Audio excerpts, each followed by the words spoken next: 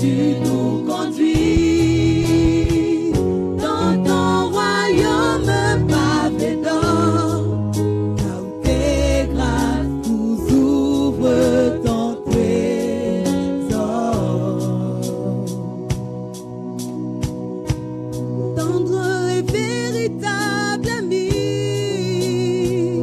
tu constitues pour nous le seul abri. Quand la terreur nous envahit, tu combats notre place, nos ennemis. Roi de Salem, quel bonheur de t'appartenir, le seul garant de notre avenir. Oh, de savoir devant nous rassure, la gloire qui couvre nos parcours, le soleil qui éclaire notre chemin et qui assure nos pas à pas, la main dans ta main. Heureux voyage des pèlerins, ensemble avec tes rachetés, nous cheminons vers ta de savoir devant nous rassure, la gloire qui couvre nos parcours, le soleil qui éclaire notre chemin et qui assure nos lendemains. Pas à pas, la main dans ta main. Heureux voyage des pèlerins, ensemble avec nous allons par le fait de savoir, nous cheminons vers ta de savoir devant nous rassure, la gloire qui couvre nos parcours, le soleil qui éclaire notre chemin et qui assure nos lendemains. Pas à pas, la main dans ta main. Heureux voyage des pèlerins, ensemble avec tes rachetés, nous cheminons vers ta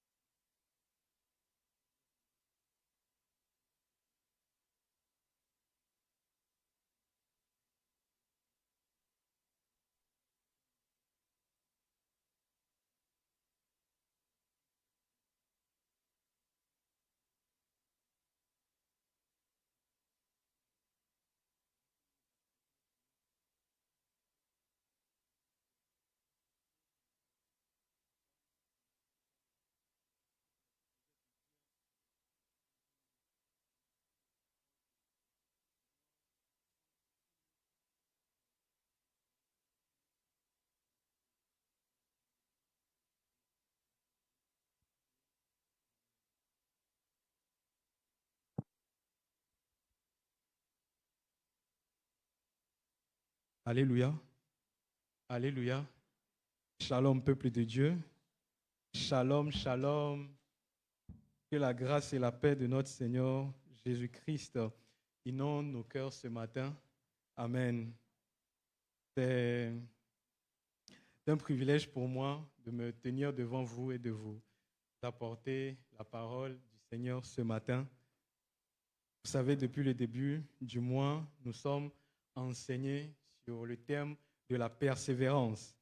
Donc le Seigneur veut, à travers les enseignements et les messages qui sont apportés, développer en nous, développer en chacun de nous cette qualité, ce caractère-là. Amen, ce caractère essentiel et indispensable à la vie sur terre, mais aussi à notre marche en Jésus-Christ.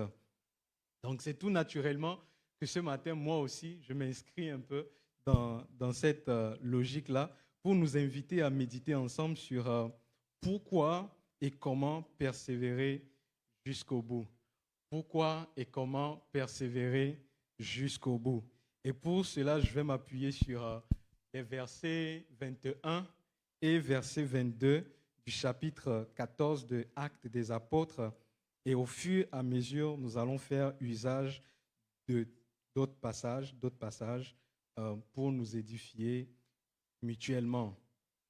Pourquoi et comment persévérer jusqu'au bout. En commençant la prédication ce matin, mon objectif est de nous présenter un peu pourquoi est-ce que la persévérance donc, est indispensable à notre marche en tant que chrétien, en tant qu'enfant de Dieu. Et ensuite, nous allons définir, voilà, c'est quoi la persévérance. Quoique, depuis le premier vendredi jusqu'à maintenant, les définitions nous ont été apportées. Nous allons voir aussi ensemble quelques moyens que le Seigneur nous donne pour persévérer. Amen. Pour persévérer. Donc, je nous invite à lire ensemble Actes des Apôtres, le chapitre 14, le verset 21 à 22. Actes 14, verset 21 à 22. On va le lire ensemble. 2, 3. Quand ils eurent évangélisé cette ville et fait un certain nombre de disciples, ils retournèrent à Lystre, à Icône et à Antioche, fortifiant l'esprit des disciples et les exhortant à persévérer dans la foi et disant que c'est par beaucoup de tribulations qu'il nous faut entrer dans le royaume de Dieu. Je relis le verset 22, fortifiant l'esprit des disciples et les exhortant à persévérer dans la foi et disant que c'est par beaucoup de tribulations qu'il nous faut entrer dans le royaume de Dieu. Amen.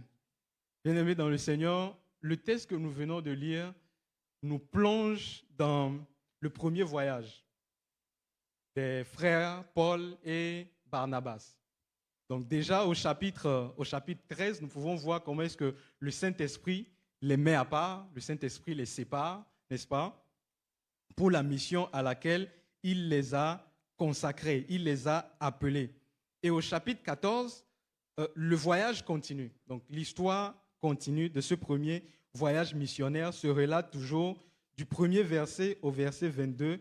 Le frère Luc nous présente comment est-ce que les apôtres sont passés par 3 villes différentes. Donc du premier verset de Actes 14 jusqu'au verset 22, il est question de leur mission dans 3 villes particulièrement.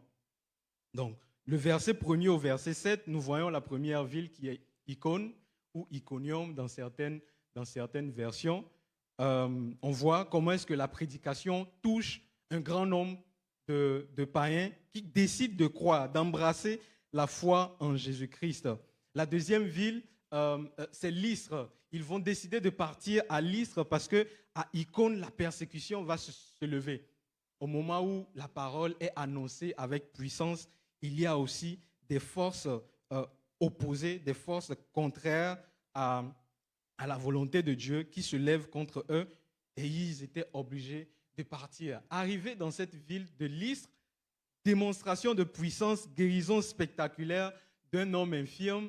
La Bible nous dit que le peuple de Lystre Lystre étaient tellement impressionnés qu'ils ont cru que les dieux étaient descendus au milieu d'eux sous une forme humaine. Donc, ils vont se préparer pour prendre des taureaux, des sacrifices pour offrir aux frères.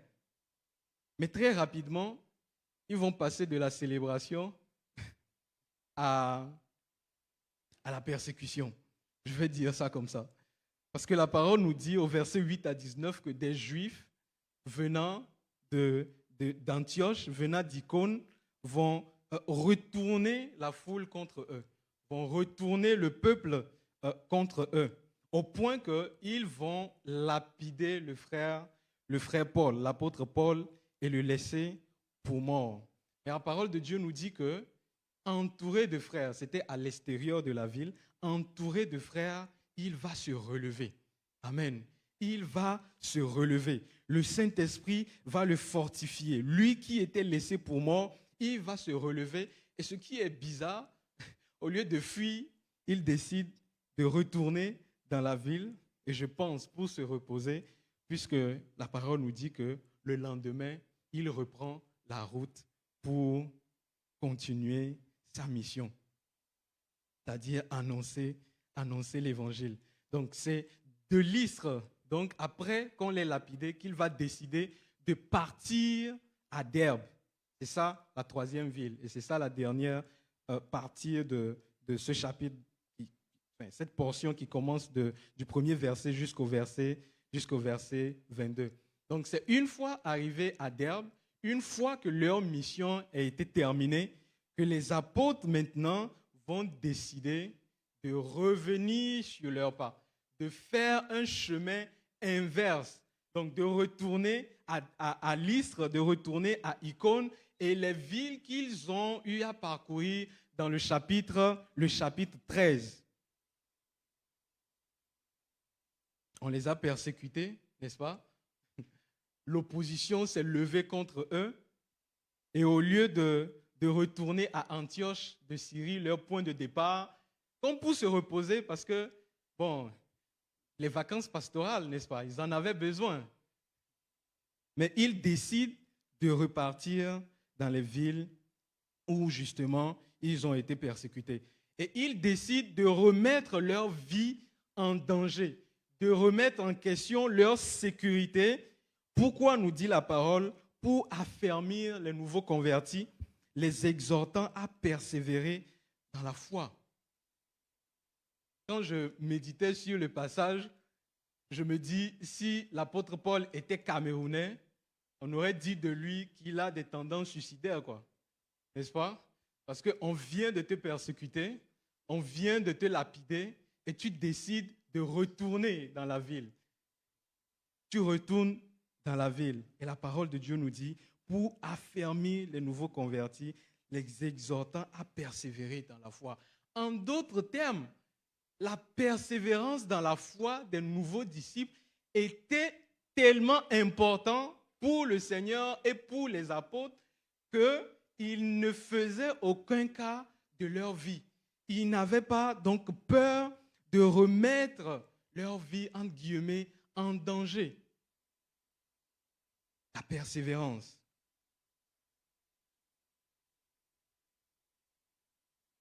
Ils étaient prêts donc à souffrir de nouveau, voire à mourir, parce que former les croyants, les affermir dans la foi, voir ce qu'ils ont commencé, n'est-ce pas? Voir que l'œuvre que le Seigneur a commencé en eux, il la continue, il l'a fermé jusqu'à son avènement, était très important pour eux. Et ils se disaient qu'il était important qu'ils enseignent, qu'ils encouragent les frères à persévérer dans la foi.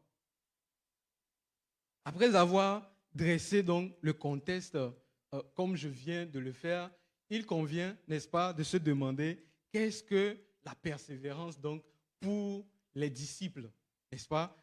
Comment est-ce qu'on peut la définir, la saisir l'importance, ce pourquoi les apôtres voulaient risquer leur vie pour l'enseigner. Bien-aimé, la persévérance, nous dit le dictionnaire, est une qualité. C'est comme l'image qui me vient en tête, c'est comme une chaise.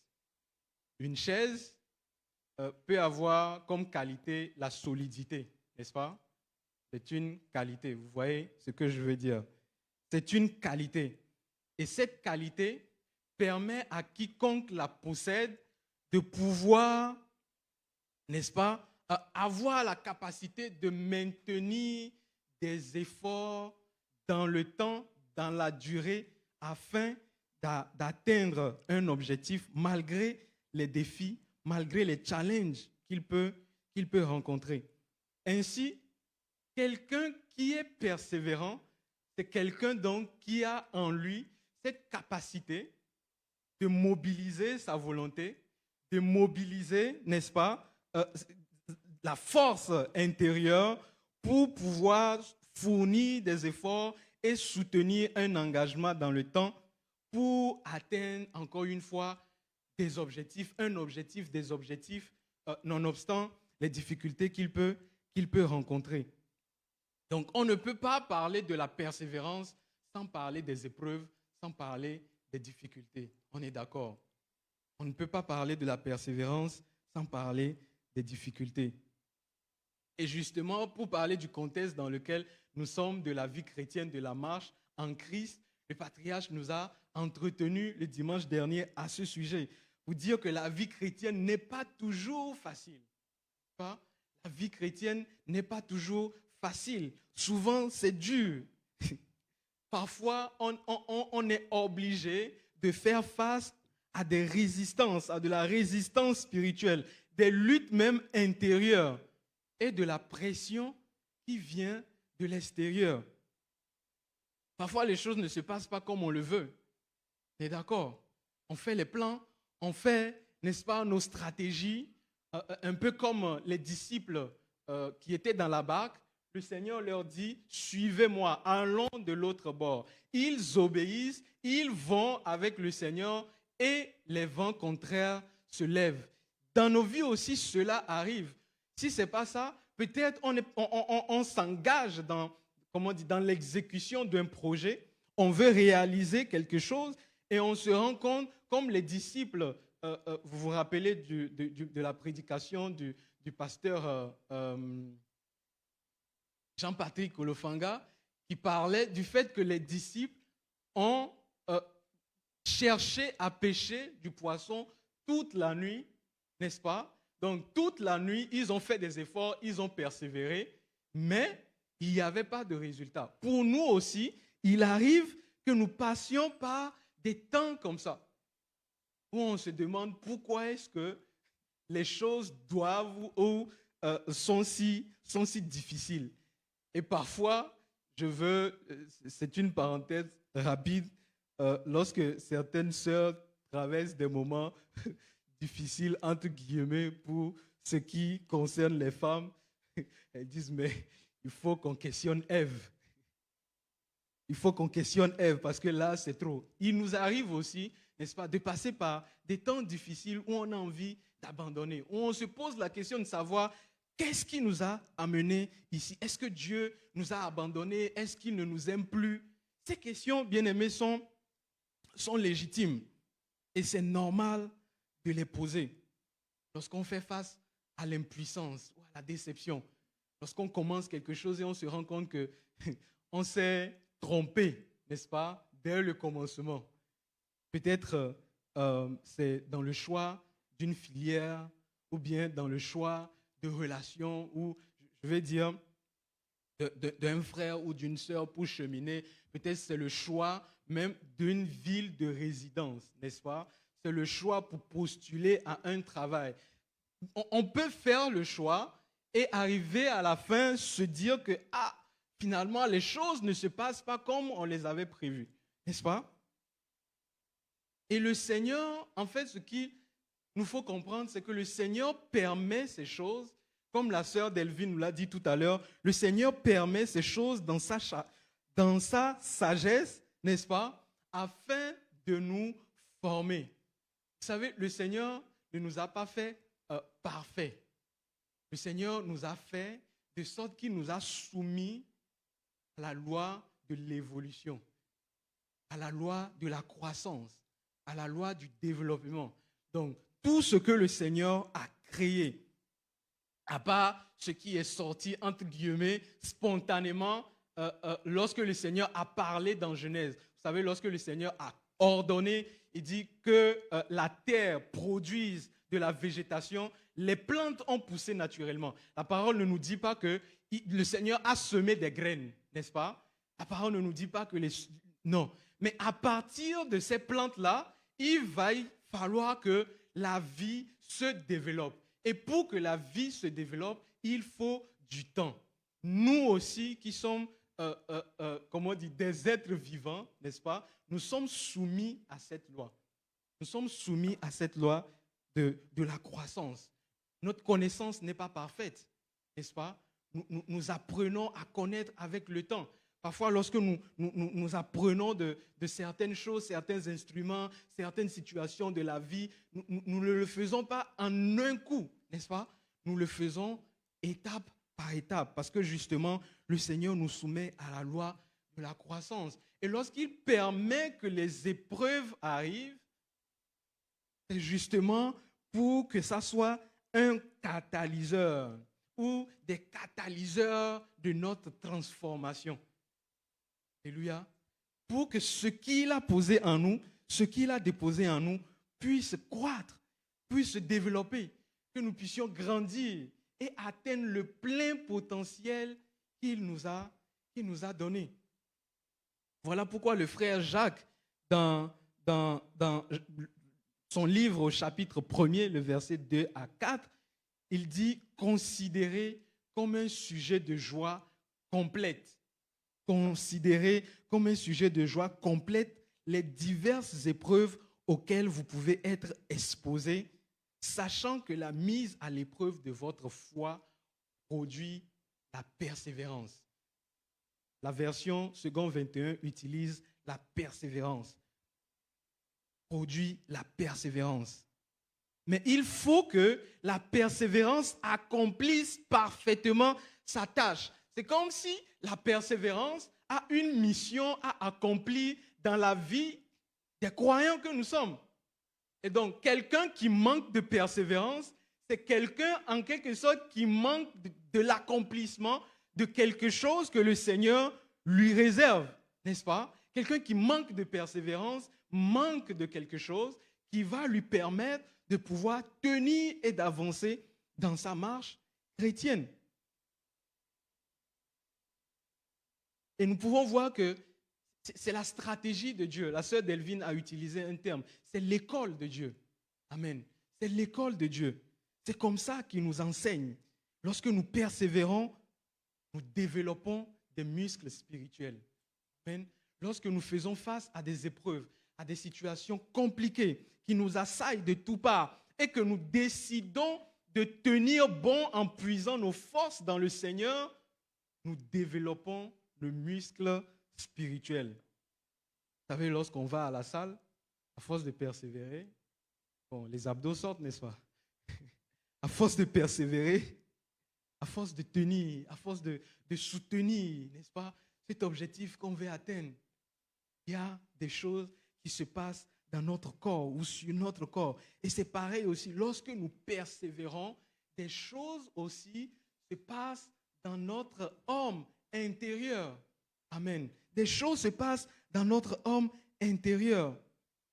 Et donc, au final, encourager les disciples, les nouveaux disciples à persévérer dans la foi, c'est comme les amener à développer en quelque sorte le caractère ou le marqueur qui témoigne que leur foi n'est pas superficielle ou que leur foi n'est pas éphémère, mais profondément enracinée en Jésus-Christ. Donc la persévérance, au-delà d'être une qualité dont nous avons besoin, c'est aussi le marqueur que nous croyons véritablement en Jésus-Christ. Et donc, nous avons besoin de persévérance. J'ai envie de dire, aide-moi à dire à ton voisin, tu as besoin de persévérance. tu as besoin de persévérance. Nous avons besoin de persévérance, n'est-ce pas? Hébreux 10, le verset 36 nous dit, vous avez besoin de persévérance. Vous avez besoin de persévérance. Afin qu'après avoir accompli la volonté de Dieu, vous obteniez ce qui est promis. Vous avez besoin, nous avons besoin de persévérance. Amen.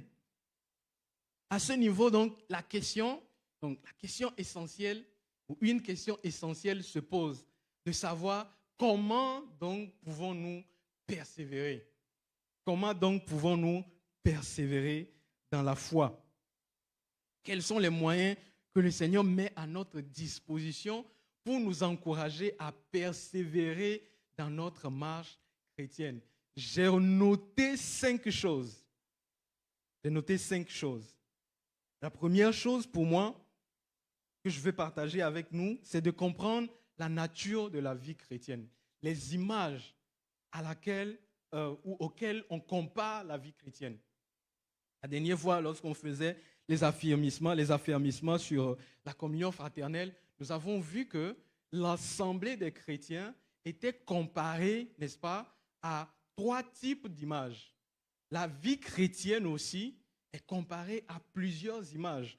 Et l'image que je veux partager avec nous, c'est l'image d'une course. La vie chrétienne, lorsque nous lisons la parole de Dieu, nous voyons qu'elle est comparée à une course. C'est comme si, lorsque nous croyons en Jésus-Christ, nous devenons des sportifs spirituels. Nous devenons des athlètes de la foi. Amen. La deuxième chose, c'est s'entretenir de la parole de Dieu, s'entretenir des psaumes, des cantiques spirituels. La troisième chose, la prière, n'est-ce pas? La quatrième chose, la communion fraternelle. La cinquième chose, se débarrasser ou rejeter tout fardeau, selon Hébreux 12, versets 1 à 2, se débarrasser de tout fardeau et du péché pour courir la course que le Seigneur nous a appelés à courir et avoir les regards fixés sur lui. Comprendre la nature de la vie chrétienne. Bien-aimés, notre foi est une course. À partir du moment où nous avons cru en Jésus-Christ et que nous sommes nés de nouveau, le Seigneur nous a placés sur une ligne de départ d'une nouvelle vie en Jésus-Christ. N'est-ce pas? Donc, lorsque nous avons cru en Jésus-Christ, lorsque nous sommes nés de nouveau, nous recevons une nouvelle nature, nous avons reçu une nouvelle nature et nous avons été placés sur une ligne de départ pour vivre une nouvelle vie en Jésus-Christ. Et si nous disons que c'est une course, en fait, il ne faut pas penser à une course de vitesse. Okay? La foi chrétienne est comparée à une course, mais ce n'est pas une course de vitesse.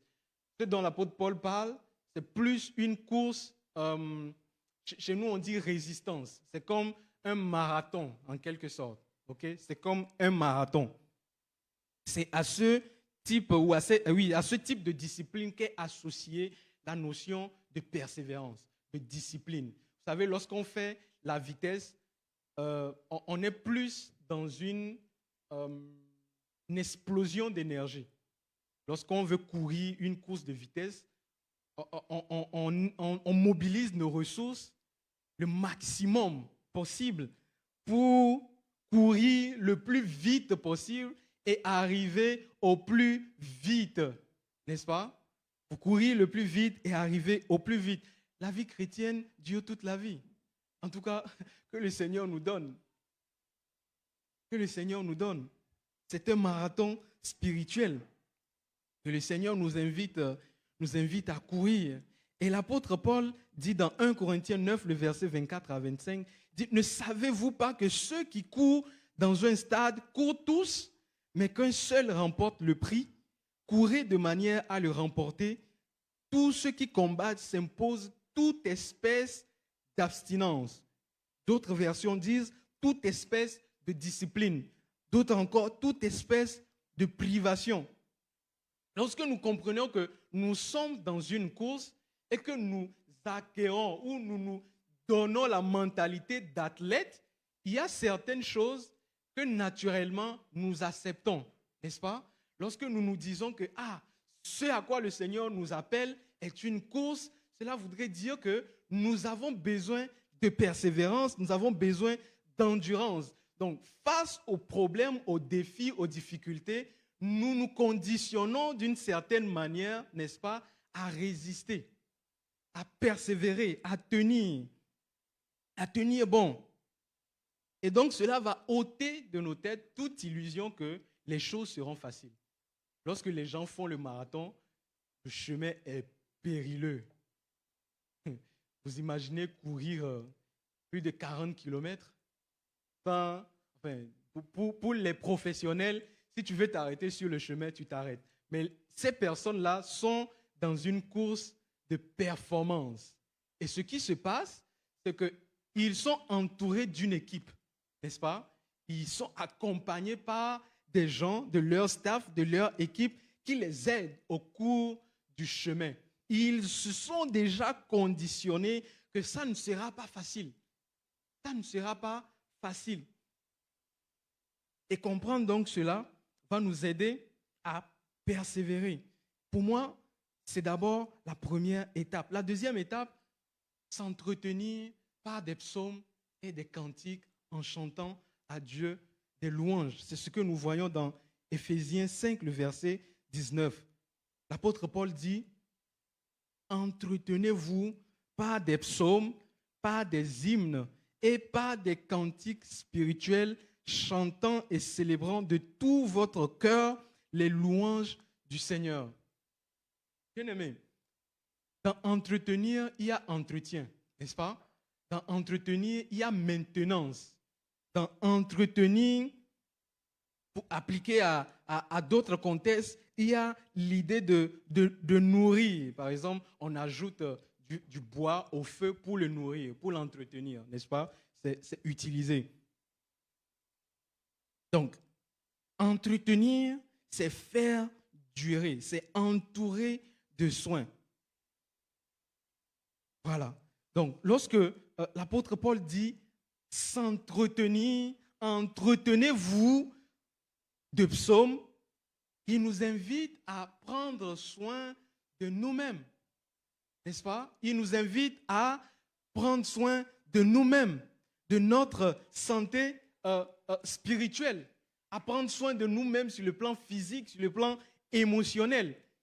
C'est ce qu'il dit, par exemple, dans Éphésiens 5, toujours le verset 29, il dit « Personne n'a jamais haï son corps, personne n'a jamais détesté son corps. Au contraire, il le nourrit et en prend soin et l'entoure de soins. » Regardez un peu un exemple qui peut nous parler. Comment est-ce que les sœurs prennent soin de leur corps?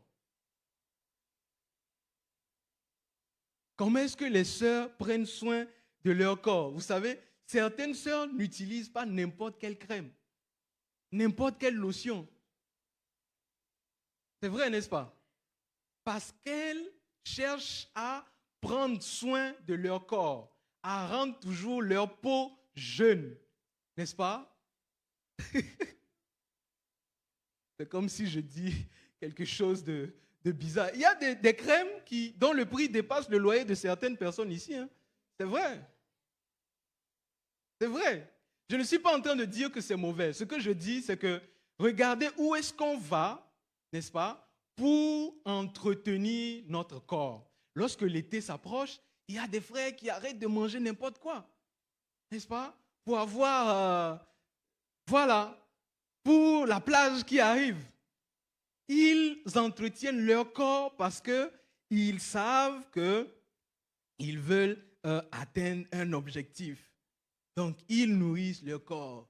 Ils font en sorte que ce corps dure le plus longtemps possible. Bien aimé, si nous pouvons entourer d'autant de soins, la manière dont nous nous habillons, nous nous coiffons, nous faisons attention à ce que nous mangeons, ce que nous respirons, à combien plus forte raison ne devrons pas agir avec la même énergie pour les choses spirituelle, pour nourrir notre âme, pour nourrir notre homme intérieur.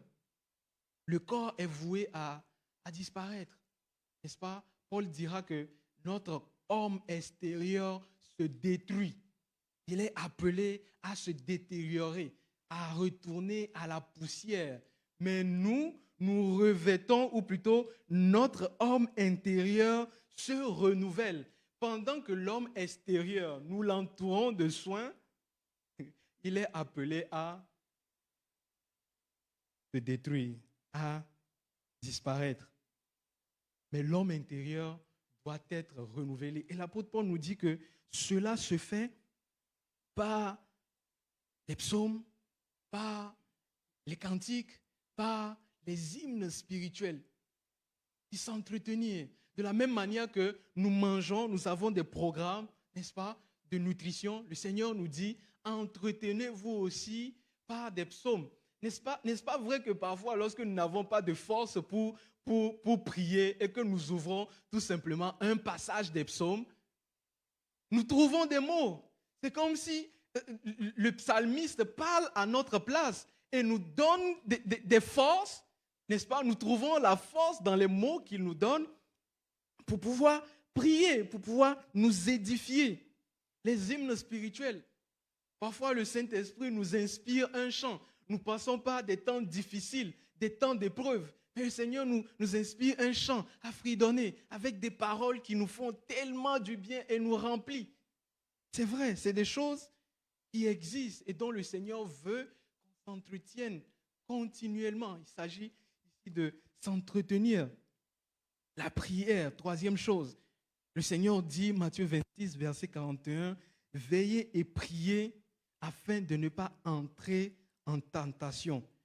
L'esprit est bien disposé, mais la chair est faible. » C'est comme si le Seigneur fait ici, pour utiliser un terme médical, la radiographie, parlant de ce qui se passe à l'intérieur et de ce qui se passe à l'extérieur. C'est comme si le Seigneur parle de la radiographie du combat que nous pouvons vivre à l'intérieur de nous-mêmes. Donc le cœur veut, notre esprit veut accomplir certaines choses, mais le corps est faible, le corps est impuissant, le corps est fatigué, le corps est abattu, accablé. La volonté est présente, nous avons bien envie de faire, mais la force, l'endurance nous manque. Et c'est là que le Seigneur dit que la solution, c'est dans le fait de veiller et de prier. Donc, en d'autres termes, c'est comme si le Seigneur nous dit, c'est comme ça que je le comprends, veiller et prier nous donne accès à la puissance ou à la force de Dieu pour nous soutenir dans les temps de faiblesse et de dénuement.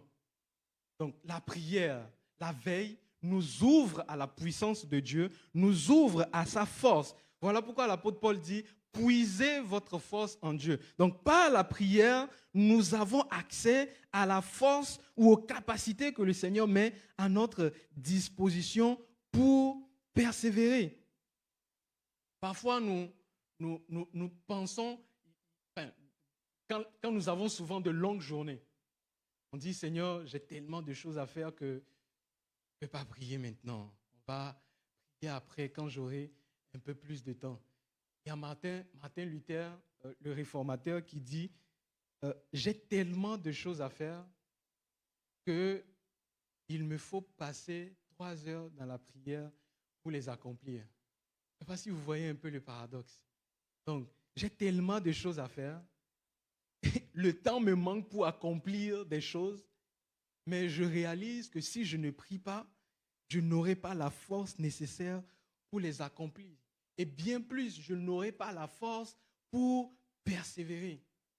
Pour persévérer. Lorsque nous prions et que nous faisons face aux adversités, naturellement, nous trouvons en nous la force et la conviction de tenir bon, de résister, de proclamer la parole et de dire non, ce que le Seigneur a dit, il l'accomplira. Ce que le Seigneur a dit, il va le faire. Peu importe ce que je traverse, il le fera. Mais nous ne pouvons pas affirmer ces choses avec conviction si nous ne puisons pas justement la force et le courage dans la prière. Dans la prière. La quatrième chose, la communion fraternelle. Vous savez, si la foi en Jésus-Christ est individuelle, si nous venons à Christ par la foi, par le salut en son œuvre de façon individuelle, la marche est collective. Nous ne courons pas seuls, nous ne marchons pas seuls, nous n'avançons pas seuls. Nous sommes comme ces équipes de marathoniens. Cette semaine, j'ai vu un documentaire sur les marathoniens.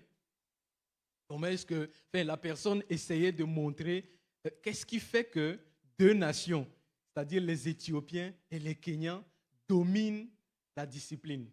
Et on a mis le zoom sur un homme particulièrement qui a participé à 19 marathons et a gagné 17 de ces marathons. Donc, il en est sorti premier. Et ils ont mis en place un projet, ils ont appelé en dessous des 2 heures.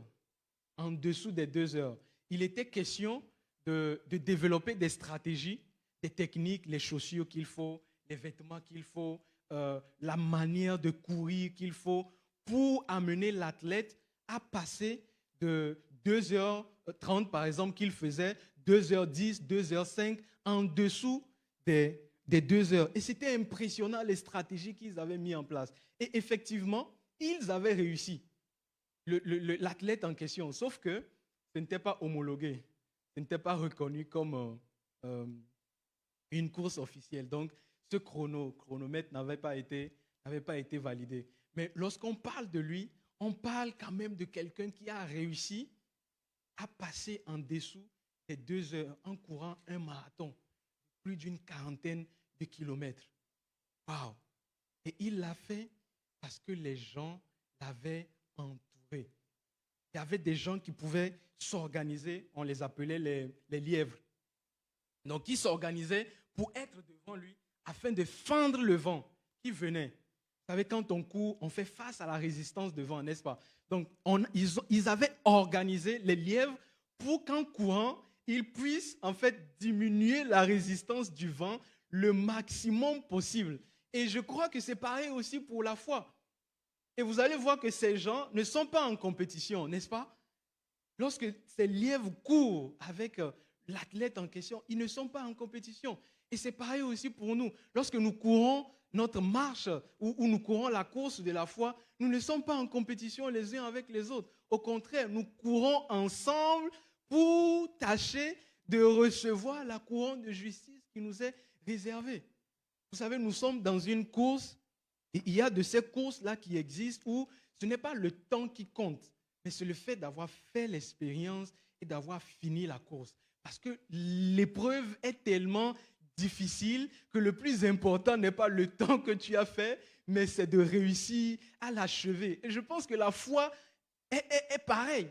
Le Seigneur ne s'attend pas à ce que, on s'investit dans tout, n'est-ce pas? Je vais être à l'écodime, à l'accueil, je vais être ici au groupe musical, je vais tout faire à la fois. On risque de s'épuiser inutilement et de finir fatigué. Si ce n'est pas fatigué, déprimé. Parce qu'on fera tout ça, on se rend compte que, ça n'enlève pas pour autant les épreuves de nos vies. Donc, nous sommes appelés à trouver aussi de l'encouragement, de la force dans la communion fraternelle. Et 1 Thessaloniciens 5, le verset 11 dit, « C'est pourquoi exhortez-vous les uns les autres. Exhortez-vous les uns les autres. Édifiez-vous les uns les autres. » Donc, édifiez-vous, rendez-vous mutuellement forts. Donc, s'il y a quelqu'un de faible au milieu de nous, entre guillemets, ceux qui sont forts, au lieu de le juger et de le critiquer, fatigué, qu'il n'arrive pas à avancer parce qu'il fait profession de foi, mais n'arrive pas à avancer, c'est à nous de le soutenir et de le porter. Amen. Et cela ne peut se faire que si pleinement l'amour du Seigneur est rempli nos cœurs. Vous allez voir que la première chose, comprendre que c'est une cause. Deuxième chose, s'entretenir de la parole. Prier, c'est des choses qui vont nous aider, n'est-ce pas, à bâtir notre homme intérieur, de sorte à être capable d'être avec les autres et de les encourager dans cette marche. Nous avançons ensemble pour porter les fardeaux les uns les autres. Nous l'avons longuement dit lors de l'affermissement sur la communion, l'Église et la communion fraternelle. On dit qu'un fardeau partagé est un fardeau allégé, n'est-ce pas? Un fardeau partagé est un fardeau allégé. La dernière chose, rejeter tout fardeau et garder tout fardeau et le péché et garder les yeux fixés sur Jésus, l'auteur et le consommateur de notre foi. Nous trouvons cela dans Hébreux 12, le verset 1 à 2. Il dit, nous donc aussi, puisque nous sommes entourés d'une si grande nuée de témoins, rejetons tout fardeau et le péché qui nous enveloppe si facilement et courons avec persévérance la cause qui nous est proposée, ayant les regards fixés sur Jésus, le chef et le consommateur de la foi, qui, en vue de la joie qui lui était réservée, a souffert la croix, méprisé l'ignominie et s'est assis à la droite du trône de Dieu. Bien-aimés, nous ne pouvons pas persévérer. Nous ne pouvons pas courir avec toute la force qu'il faut si nous sommes lourds. C'est vrai, n'est-ce pas? Je n'ai jamais vu un athlète, un sportif, avant de courir, mettre au dos un sac de pierre pour courir. Ça ne se fait pas. N'est-ce pas? Ça ne se fait pas. Il cherche même les habillements. Il ne porte pas n'importe quoi. On peut porter les t-shirts pour faire du jogging. Bon, c'est pour la santé. Mais pour un athlète, il porte des habits spécifiques qui sont serrés, qui les collent pour leur permettre de pouvoir éliminer le maximum possible la résistance du vent. Et il en est de même aussi pour ce qui est des fardeaux et du péché. L'auteur dit que c'est des choses qui alourdissent. Pas? C'est des choses qui alourdissent. Combien de fois n'avons-nous pas commis un péché et que la culpabilité a tellement rempli nos cœurs que nous n'arrivons même plus, nous ne trouvons même plus la force de prier. Nous ne trouvons même plus la force de regarder les frères en face, de communier avec eux. Parce qu'on a peur que si on vient, bon, peut-être que le Seigneur va révéler le péché qu'on a commis à quelqu'un. Et comme on ne veut pas, on s'enferme, on s'isole. Et c'est des choses qui ralentissent notre course. L'auteur dit rejeter.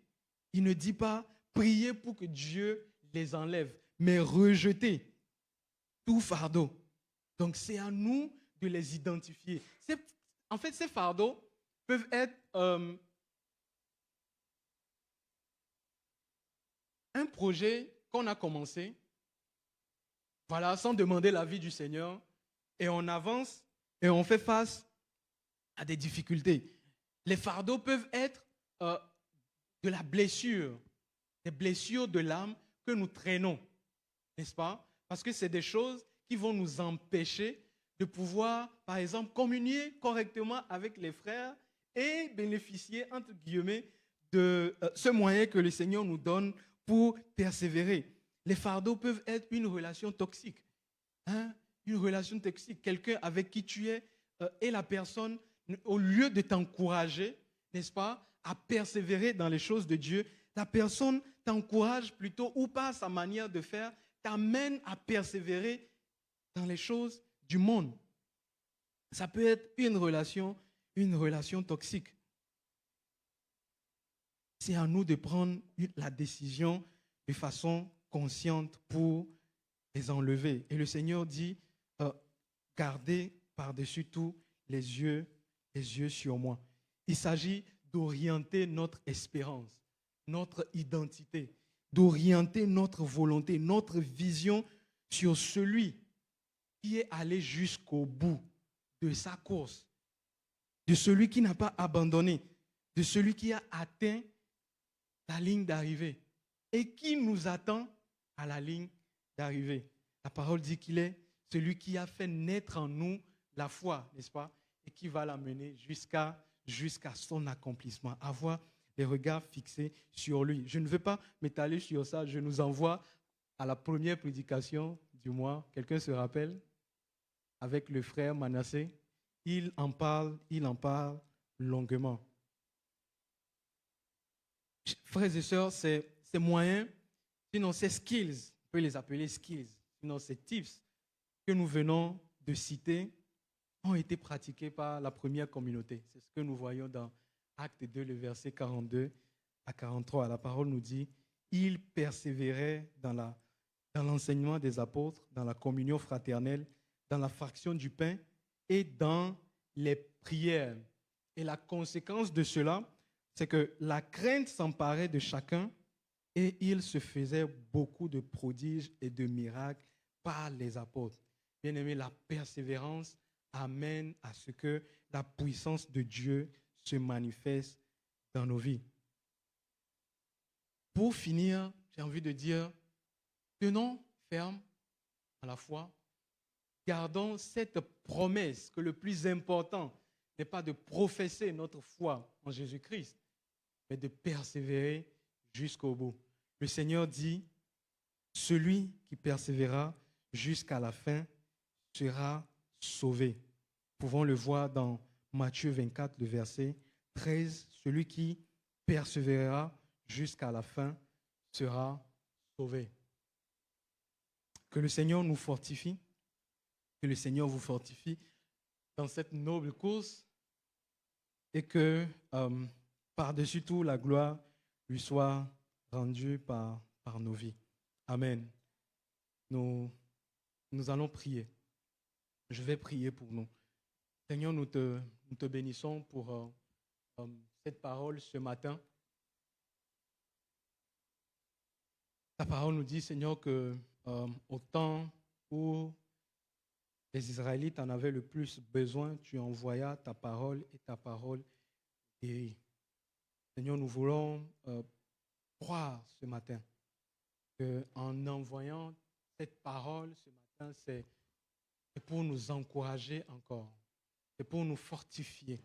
Seigneur, c'est pour nous amener à nous relever, c'est pour nous amener à avoir les moyens que tu mets à notre disposition pour courir la course que tu nous as donnée, pour répondre fidèlement à l'appel que tu nous as adressé.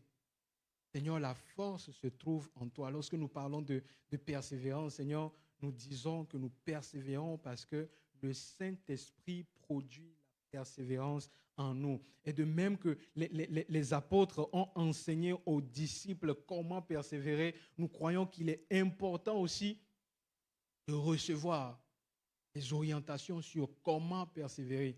C'est ce que tu as fait ce matin. Que la gloire, Seigneur, te soit rendue. Tu connais, Seigneur, les choses au travers desquelles mes frères et sœurs passent ce matin.